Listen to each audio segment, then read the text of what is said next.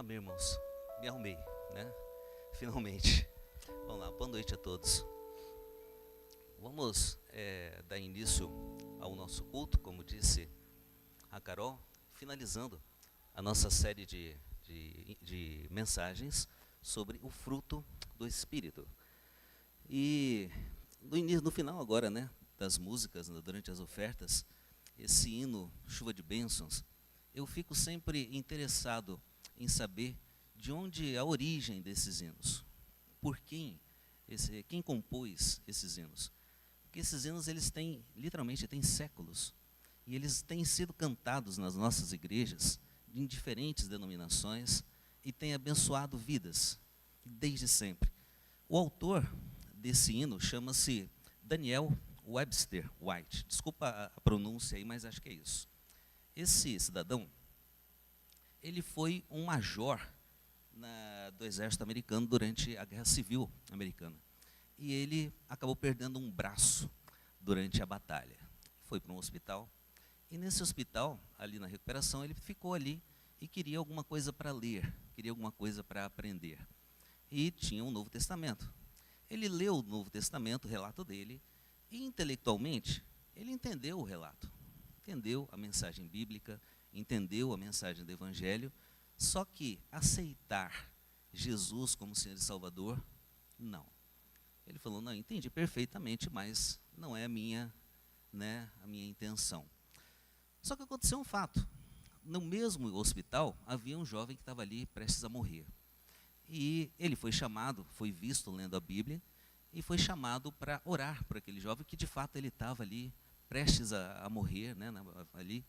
E como ele foi visto lendo a Bíblia, alguém foi lá e chamou, olha, você não pode orar por esse menino de 17 anos, que está ali à beira da morte? Ele não titubeou, ele falou assim, ok, orar, eu posso sim orar. E esse menino chegou, disse que ele ajoelhou do lado do leito do menino, e o menino falou assim, olha, eu sei que eu estou prestes a partir, fala para mim um pouco das promessas de Deus. E ele, do que tinha lido, do que já tinha ouvido, falou um pouco ali para aquele jovem e ele morreu mesmo, né? Logo em seguida. E a partir dali, o coração desse homem começou a ser transformado, a ponto de ele escrever posteriormente.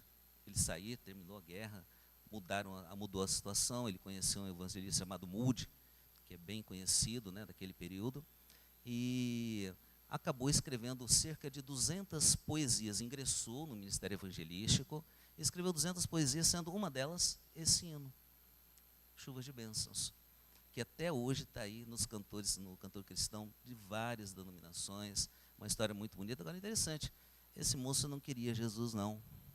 Ele tinha entendido a mensagem, mas Jesus, no entendimento, não era para ele.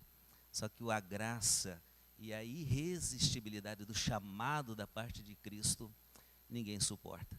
Ainda que o cara tenha que perder um braço e parar no hospital, ele vai ser alcançado pela graça de Deus e vai produzir fruto. E é para isso que nós estamos também aqui, para aprender sobre o fruto do Espírito, encerrando hoje a nossa série de mensagens, falando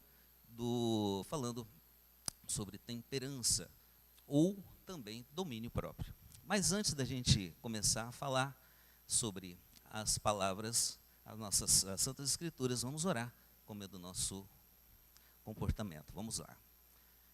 Senhor nosso Deus, Pai, nós te louvamos, nós te agradecemos, bendizemos nessa noite, porque o Senhor é um Deus maravilhoso, único em quem confiamos, a quem dirigimos as nossas orações, os nossos pedidos, a quem declaramos toda a nossa dependência, a nossa confiança, em que depositamos a nossa fé. Muito obrigado mesmo, Pai, pelo Senhor ter nos alcançado por meio do sacrifício do Teu Filho Jesus. Muito obrigado por o Senhor nos ter trazido até aqui e nos dar a honra de ser usados como instrumentos nas Tuas mãos. Pai, peço que o Senhor, Pai, no compartilhar desta palavra, por